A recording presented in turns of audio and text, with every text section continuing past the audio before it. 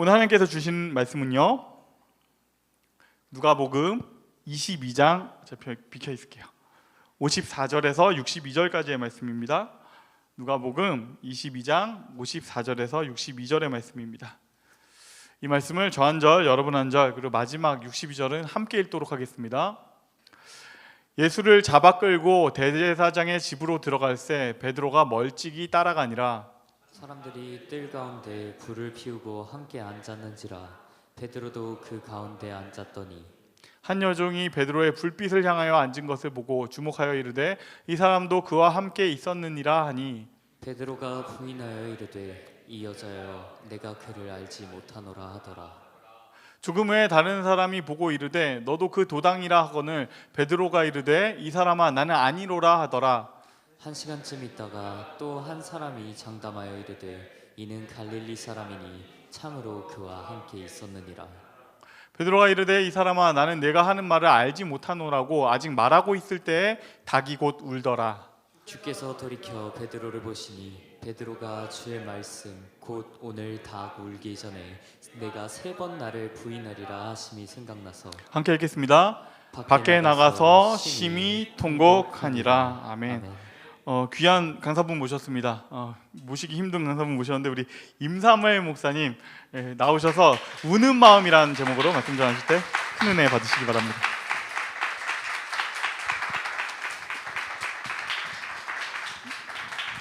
네, 만나서 반갑습니다. 이교구 섬기고 있는, 담당하고 있는, 그리고 이음 공동체 담당하고 있는 임사무엘 목사입니다. 반갑습니다. 반갑습니다. 그 목사님 여기 가운데 앉아서 하기 때문에 다 말씀을 위에다 썼었군요, PPT를. 제 것도 모르고 밑에다 했는데 약간 비켜서 해도 돼요? 그러면? 올려놨어요? 알겠습니다. 자, 오늘도 짧은 설교 한번 해보겠습니다. 네. 우리 그 목사님과 정반대의 길을 걷겠습니다. 그리스도인으로 사는 건 되게 기쁜 일이에요. 날마다 감사가 넘치고 하나님을 향해서 기쁨을 넘치는 건 우리한테 큰 복이고 어찌 보면 혜택이에요. 그런데 우리가 이렇게 그리스도로 살아가는 게 너무 좋은데, 근데 그 반대되는 것도 있어요. 그게 뭐냐? 약간 부담스러운 것도 있어요. 그게 무슨 말이냐 하면은, 내가 교회 다니는 걸 다 아는 친구들이 다 있으면은, 또는 뭐 일하는 곳에서 동료들이 있으면은 왠지 그 부담스럽잖아요. 그게 왠지 부담스럽잖아요. 근데 이제 제가 이 말씀을 사실 제가 전제를 잘못 깔고 있는지도 몰라요. 먼저는 스스로한테 여러분들이랑 물어봐야 돼요. 나는 그리스도인으로 살아가는 것에 대해서 부담감이 있는가, 또는 아무런 부담감이 없는가, 이걸 생각을 해봐야 돼요. 근데 만약에 아무런 부담감이 없다, 난 너무 편하다, 그러면은 약간 문제가 있다. 주변에서 다 교회 다닌다고 하면 기대하는 게 있잖아요. 기대하는 게 왠지 다른 사람들보다는 그래도 조금 더 착해야 될 것 같고, 밖에서 나는 그리스도인입니다 라고 확실히 말하기가 참 애매한 그런 상황도 있어요. 행동의 제약에 따르니까. 요즘 시대 분위기는 뭐 내 기분, 내 감정이 제일 중요하잖아요. 그래서 때로는 이기적으로 행동하고 싶은데 예수님의 가르침은 그것과는 거리가 멀어요. 이기신 거는 거리가 멀어요. 또는 누군가 싸워가지고 아유 이놈의 인간 앞으로 넌 절대 안 봐하고 쌩하고 하고 싶은데 그렇게 하자니 말씀이 걸려. 걸려요. 또는 나는 취업을 앞두고 있고 중요한 시험을 앞두고 있는데 교회에서 교회를 나오자니까 이게 시간이 부족한 것 같기도 하고, 그런데 계속 나오자니까 이게 맞는 거 궁금하기도 하고, 여러 가지 갈등. 어떤 청년들은 그런 얘기도 하더라고요. 믿음 생활을 잘 하면서 흔히 말해서 공부도 잘하고 취직도 잘하고 싶은데, 그래서 좋은 신앙의 모습으로 딱딱딱딱 이렇게 그래도 보여주고 싶은데 그게 현실적으로 안 될 때 너무 괴롭다, 이런 친구도 있는 걸 봤어요. 그러니까 이런 것들이 그리스도인으로 살아가기 부담스러운 거예요. 쉽지 않은 거예요. 저 역시도 목회자이기 이전에도 부담스러운 것도 있었어요. 아까 제 이름이 뭐라고 했죠? 임사무엘. 사무엘. 저는 일반대를 나왔어요. 일반대 나왔고 신학대학교를 안 나왔기 때문에, 일반대를 나왔기 때문에 대학교 가서 열심히 재밌게 잘 놀았어요. 그래서 친구들하고 술도 먹고 열심히 잘 놀았습니다. 근데 여러분들은 이제 잘 모르겠지만 제가 대학교 시절에는 그 나이트 클럽이 있었어요. 나이트 클럽이. 지금은 뭐 옛날 뭐 유물 얘기냐 하겠지만 요즘 다 클럽 가잖아요. 예전에 나이트 클럽이 앞에 나이트가 붙어요. 막 천장이 열립니다. 천장이 열리면 막 거기서 돈다발이 떨어지고 막 그래요. 물론 그거 1,000원짜리예요. 다 1,000원짜리인데. 그래서 막 거기서 뭐 섹시 댄스 경연대회도 하고 그래요. 근데 그런 거를 이제 열심히 찾아다녔어요, 친구들이랑. 근데 그때 가면 나이트를 왜 가냐? 다른 이유가 있는데 거기서 그 부킹이란 걸 해줘요. 부킹. 뭔지 아세요? 부킹이 뭔지 아세요? 이제 낯선 이성분을 저희가 앉아 있는 테이블에 데려다 주시는 거예요. 그 나이트 그 일하시는 분이. 그럼 거기서 이제 즉석 만남을 하는 거예요. 저 친구들이랑 이제 남자들끼리 가면 즉석 만남을 이렇게 데리고 오세요. 어떤 여자분들을. 근데 그 여자분들이 이제 물어보죠.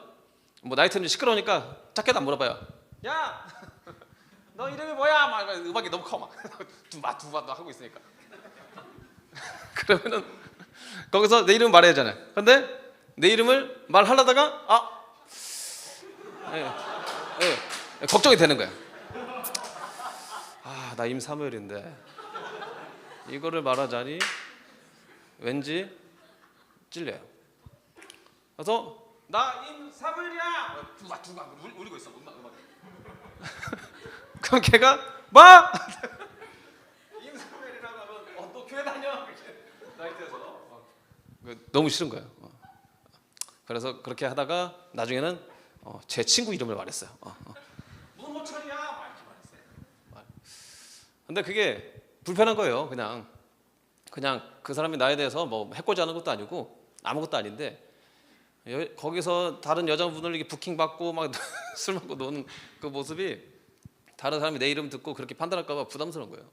뭐 그런 게 있다는 겁니다.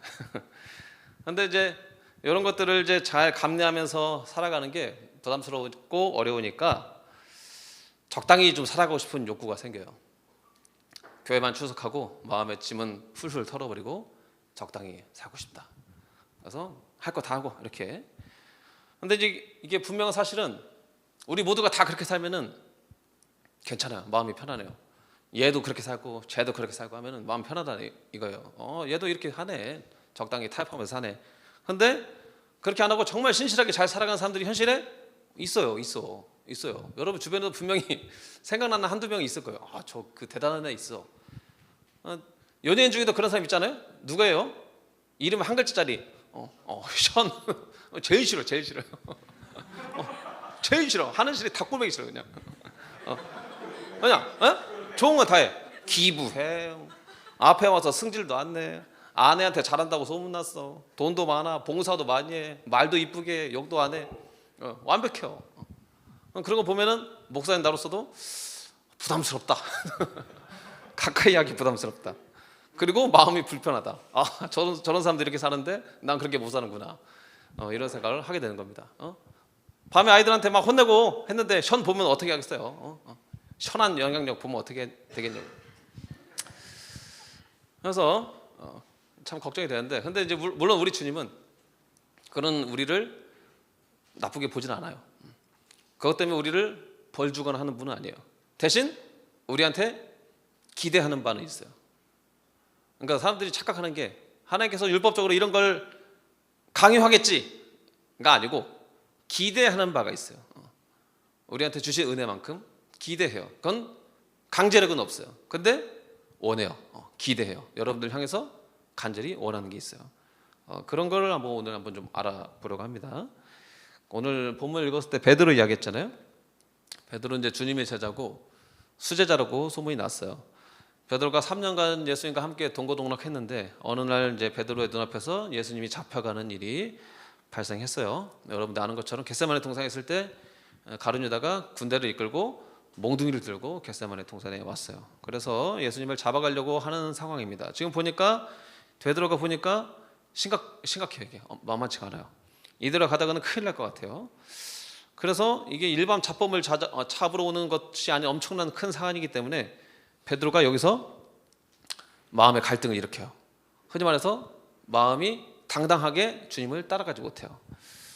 54절 55절 말씀을 위로 역시 올렸군요. 올려도 안 보이는데 같이 한번 읽어보겠습니다. 시작. 예수를 잡아 끌고 대제사장의 집으로 들어갈새 베드로가 멀찍이 따라갑니다. 사람들이 뜰 가운데 불을 피우고 함께 앉았는지라. 베드로도 베드로도 그 가운데 앉았더니 자, 베드로가 역시 주님을 향한 열정이 컸어요. 그래서 사랑도 커서 위험한데도 불구하고 예수님을 따라가요.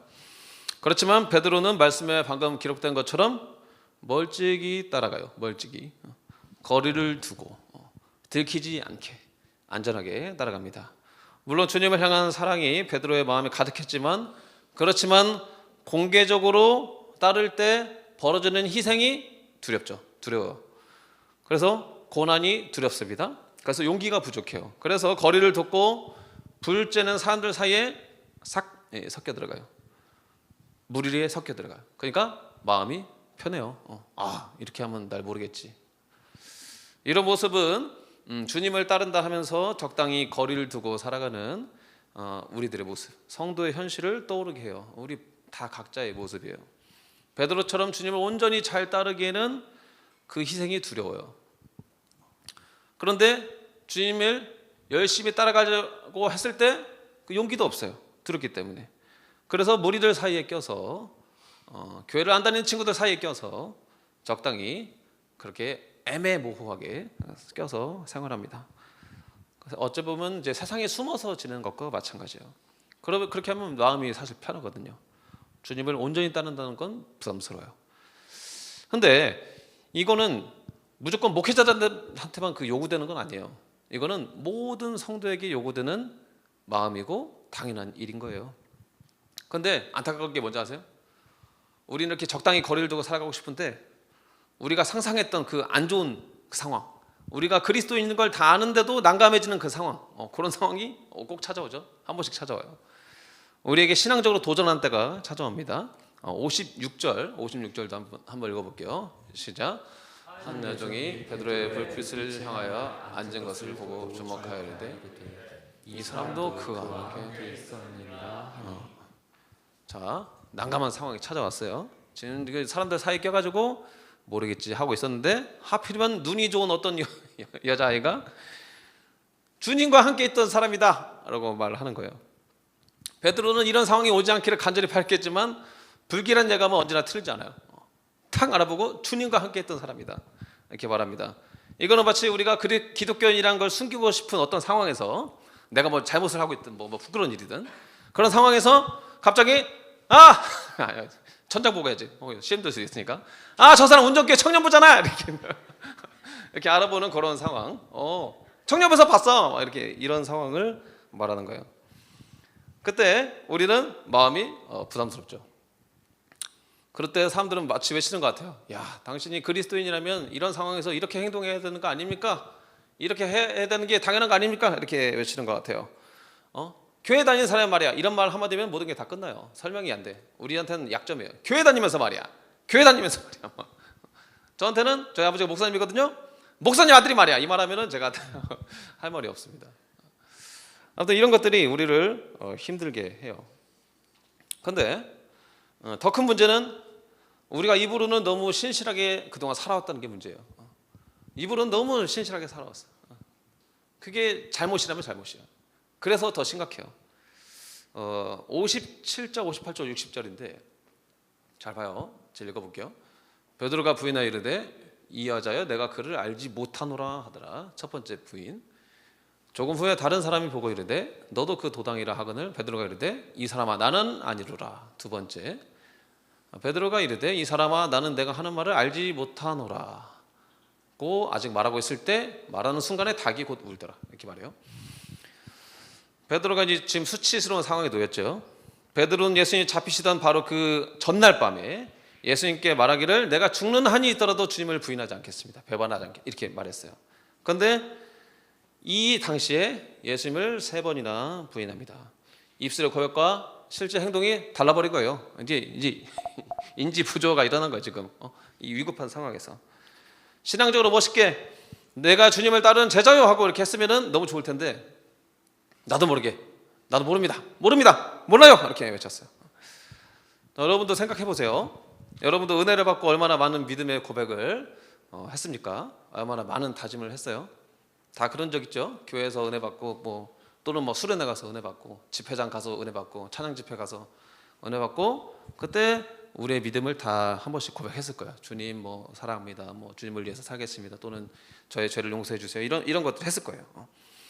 그런데 우리는 그 베드로의 고백처럼 우리가 말했던 그 고백처럼 우리의 입술대로 결코 살아가지 못할 때가 너무나 많아요. 너무나 많아요. 그래서 그것은 우리의 한계를 명확하게 보여주고 여전히 우리가 연약한 존재구나, 넘어질 수밖에 없는 존재구라는 것을 증명해주는 모습입니다.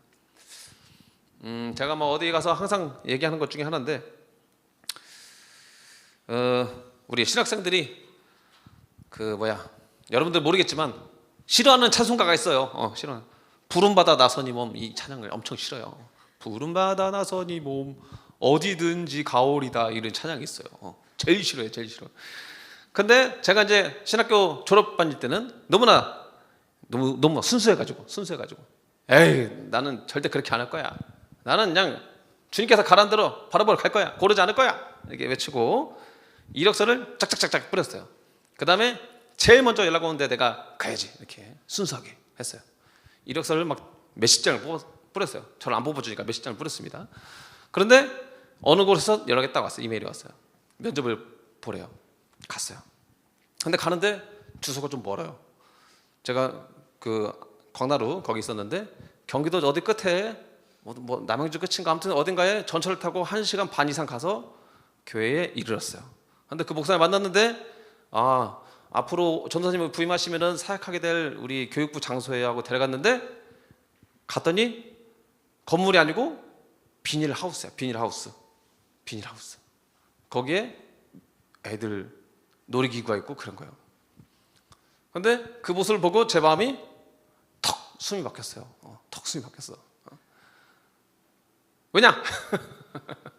그래도 우리도 운전교회처럼 이렇게 멋진 교회, 규모도 있고 좋은 목사님도 있고 장비도 다 갖춰져 있고 이런 데서 사역하고 싶은 마음이 제 마음이 있었던 거예요.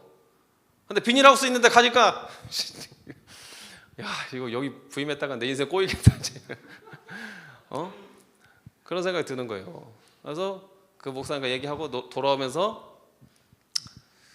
부끄럽지만 그 목사님께 연락을 했어요. 목사님, 전 그 교회를 가지 않겠습니다.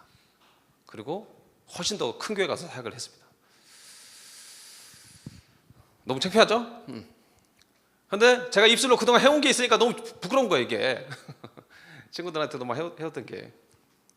이처럼 우리 입술과 우리 삶이 일치하는 게 쉽지가 않아요. 쉽지 않아요. 여러분들 막 쉽게 말 내뱉을 수 있어도 막 쟤 어떻게 그럴 수가 있어, 나 같으면 안 그러겠다 이렇게 할 수도 있어도 막상 내가 그런 현실에 닥치면 우리도 그럴 수도 있어요. 그거를 항상 명심해야 돼요. 근데 이렇게 정반대의 생활을 우리가 하다 보면 너무나 힘든데, 근데 그때 반대로 생각해 볼 수도 있어요. 어쩌면 이 상황에서 우리가 하나님의 말씀을 따르는 것도 너무 좋겠다. 분명히 기회가 될 수도 있겠다. 순종의 기회다. 이렇게 생각해 볼 수가 있습니다. 베드로 입장을 생각해 보세요. 만약에 베드로한테 3번의 기회가 있었죠? 무려 3번의 기회가 있었어요. 소녀가 말했을 때 예수님과 함께 있었던 그 도당이다 했을 때 처음에는 숨겼지만 그 후에 아닙니다, 내가 맞습니다 라고 말할 수도 있어요. 어찌 보면 그 위기의 순간은 주님의 말씀에 순종하는 기회일 수도 있어요. 순종이란 것은 우리가 평안할 때 순종하는 게 아니거든요. 대부분은 우리가 뭔가 난감할 때, 힘들 때, 또는 지키기 싫을 때, 이럴 때 우리가 순종을 해야 되는 건데, 우리한테 어떤 유혹이 다가왔을 때 그것은 결국 여러분들한테 위기일 수도 있지만 주님의 말씀에 순종하는 기회일 수도 있다. 돌이킬 수도 있다. 그렇게 생각해야 돼요. 그러니까 여러분들이 그거를 잘 봐야 돼요. 내가 여기서 내가 한번 베드로처럼 한번 잘못된 말을 내뱉었어, 망했어가 아니고 이번에는 한 번 더 묻는다면 내가 제대로 대답해야지, 주님의 말씀대로 대답해야지, 이렇게 할 수 있다는 거예요. 이것이 곧 우리한테 주어지는 그런 상황입니다. 그렇기 때문에 우리는 다른 사람들을 함부로 판단해서는 안 돼요. 나 자신도 그렇게 될 수 있기 때문이죠. 자, 그렇다면 우리가 이렇게 죄의 유혹과 신앙적인 도전에 패배해서 넘어져 있을 때 주님께서는 그때 무엇을 하고 계실까요? 우리 61절 말씀도 한번 볼게요. 61절 한번 읽어보겠습니다. 주께서 돌이켜 베드로를 보시니 베드로가 주의 말씀 곧 오늘 닭 울기 전에 내가 3번 나를 부인이라 하심이 생각났어. 자, 여기 띄워줘 보세요. 저 뭐라고 써 있어요? 주께서 돌이켜 베드로를 보시니라고 써 있어요. 근데 웃기죠? 베드로가 주님을 모른다고 3번 부인할 때 주님이 보고 있었대요. 보고 있었대. 근데 눈이 맞춘 거예요. 철렁철렁. 이처럼 오늘날도 똑같아요. 우리가 흔히 말해서 유혹에 넘어지고 약해져 있을 때 주님은 우리를 보고 계세요. 근데 베드로는 예수님이 살아계시던 때니까 직접 눈으로 보신 거고, 지금은 말씀으로 우리에게 다가오세요. 베드로가 주의 말씀 곧 오늘 닭 울기 전에 네가 3번 나를 부인을 하심이 생각났다 하잖아요. 말씀으로 우리를 다가오세요. 그리고 말씀으로 우리를 보죠. 말씀이 주님의 얼굴이에요. 주님과 맞닥뜨리게 돼요. 실제적으로 무슨 말인지 알겠어요? 주님을 우리는 만나지 못한다고 생각하는데 말씀이 다가오는 순간 우리 주님과 맞닥뜨리는 거예요. 마주하는 거예요. 주님의 얼굴을 마주하는 거고, 그때 주님을 만나서 우리는 주님과 마주하면서 우리의 마음을 바라봐야 해요. 그때 우리는 돌려야 돼. 되돌려야 돼. 62절 함께 읽어보겠습니다. 시작. 밖에 나가서 심히 통곡하니라. 말했죠? 우리가 해야 될 것은 통곡하는 것. 이게 우리한테 주어진 몫이에요. 오늘 설교 제목이 그 우는 마음이었잖아요. 통곡하는 마음, 되돌릴 수 있는 마음, 나의 연약함과 나약함을 후회하는 마음, 울면서 되돌리고 싶다라는 마음을 먹을 수 있어야 돼요. 그것을 우리 주님께서는 외면하지 않으시고 다시 한번 베드로를 찾아오신다 이거예요. 베드로가 주님 부인했어도 나중에 귀하게 쓰임 받잖아요. 주님이 버리는 게 아니라고요. 우는 마음, 통곡하는 저 마음을 보시고 다시 찾아오세요. 부활 후에 다시 찾아오죠. 근데 저게 없었던 그 반대되는 사람이 누구예요? 유다가 있잖아요. 유다. 통곡하는 마음과 함께 되돌리지 못하고 생을 마감했던 유다에게는 찾아올 수가 없죠. 근데 베드로에게는 다시 찾아와서 새로운 일을 행하십니다. 이것이 주님의 은혜예요. 우리 주님의 사랑이 왜 큰지 아세요? 우리 주님의 사랑은 되게 놀라운데 그 사랑이 왜 크냐 하면은 우리가 수련회 가서 어떤 집회 가서 짧게 외쳤던 그 믿음의 고백 있잖아요. 주님 사랑합니다. 이 믿음의 고백. 이 순간의 고백. 사실 1, 2, 3초도 안 될걸요? 이 순간의 고백을 주님께서는 영원으로 바꿔줘요. 그 고백 하나에 여러분을 구원해 주신다 이 말이에요. 순간에 여러분의 그 짧은 고백이 영원이 되는 거예요. 그래서 우리 주님의 사랑이 커요. 그러니까 여러분들이 짧은 고백 속에 주님 잘못했습니다 다시 돌이킨다면 주님께서는 다시 여러분께 오셔서 마음을 만져주시고 새롭게 하시게 된다 이겁니다. 그렇기 때문에 날마다 우는 마음을 기억하셔야 돼요. 돌이킨다는 것, 이것을 꼭 명심하세요. 제가 첫 서두에 들었던 것처럼 그리스도인으로 살아가는 것에 대해서 불편함을 가질 줄 알아야 돼요. 그리고 돌이킬 줄 알아야 돼요. 부끄러움을 알아야 돼요. 그리스도인으로 살아가면서 전혀 부끄럽지 않다. 난 당당하다. 아니고 부끄러움을 알고 우는 마음으로 돌이킬 줄 아는 것. 이것이 우리한테 가장 중요한 덕목입니다. 다 청년들이니까 남자분들은 성적인 죄에 민감하죠? 대부분 다 성적인 것에 다 한 번씩 넘어져 봤을 거예요. 여러분들 그 컴퓨터에 있는 많은 하드 중에 동영상이 있을 수도 있죠. 그러나 그걸 뭐라고 하는 게 아니고 돌이키는 마음. 오늘 하루 후회했다면 내일 돌이켜서 다시 한번 참고, 한 일주일 있다가 또 내가 넘어졌다. 그래도 다시 돌이켜서 주님 앞에 나오고 후회하고, 이걸 말하는 거예요. 여러분 완전한 삶을 살아가는 게 아니고 돌이키는 마음을 가지라는 거예요. 그거 자체가 없으면은 맨날 그 사로잡혀서 사는 거잖아. 그게 그 종교개혁자 루터가 재밌는 말을 했어요. 새가 나무 위로 지나갈 수는 있다. 날아갈 수는 있다. 그렇지만 둥지를 둥지를 지키는 하지 마라 이런 말 했어요. 웃기죠? 이거 무슨 말이야? 새가 나무 위로 지나갈 수 있어. 이게 무슨 말이에요? 죄를 지을 수도 있어. 하루하루 슉슉 지나가면서 오늘도 실수하고 내일도 실수하고. 그런데 둥지를 지었어요. 그건 뭐예요? 죄에 사로잡혀 있는 거예요. 무슨 말인지 알겠죠? 머물러 있는 거야. 지나갈 수는 있지만 머물르긴 하지 말자.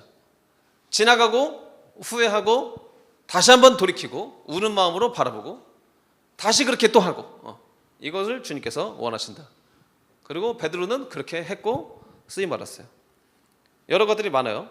요즘은 또 나 자신을 사랑하는 것을 넘어서서 나르시즘에 빠진 그런 마음들, 물질 만능주의 사로잡히는 사람들, 건강하지 못한 관계에 지금 허덕이고 있는 사람들, 또는 젊은 혈기라고 포장되어 있지만 분노, 화 다스리지 못하는 우리 모두가 있어요.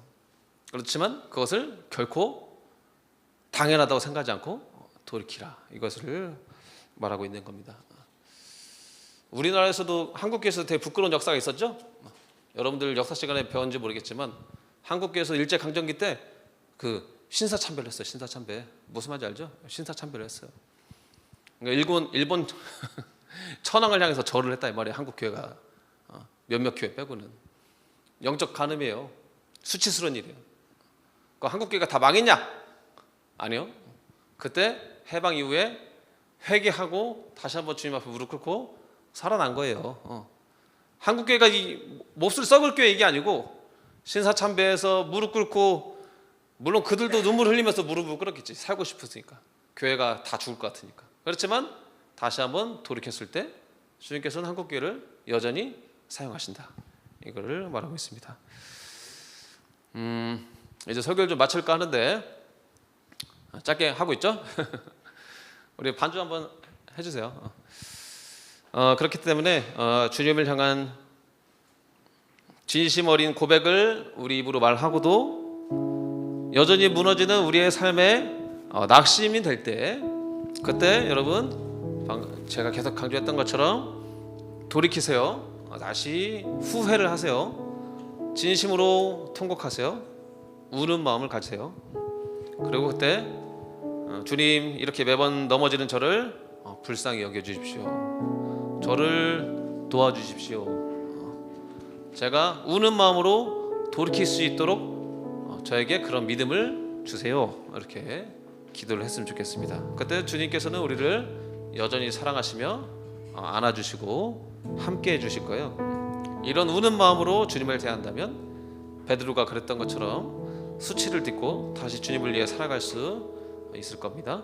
그리고 우리를 도와주실 겁니다. 그래서 매일 후회하고 매일 돌아서는, 매일 결단하고 어기고 다시 돌아서는 그런 믿음으로 살아가는 우리 모든 청년들 되시기를 간절히 소망합니다.